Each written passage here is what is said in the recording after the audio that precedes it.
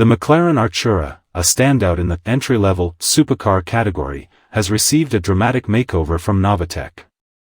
Known for enhancing luxury cars, Novitec has given the Artura a new look and performance boost.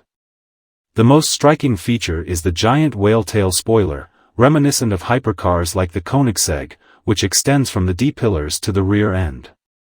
This addition, along with a carbon fiber body kit that includes a front splitter, hood, gurney flaps, side skirts, and rear bumper extensions, transforms the Artura's aesthetic and aerodynamic profile. In terms of performance, Novitec has not disappointed.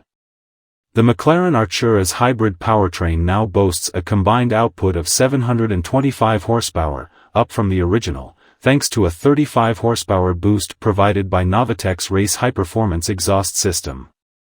This exhaust system, available in stainless steel or Inconel with optional gold plating, not only increases power but also enhances the vehicle's acoustic presence. The visual upgrades continue with new Vossen alloy wheels, measuring 19 inches at the front and 20 inches at the rear, and sport springs that lower the car by 20 mm for a more aggressive stance.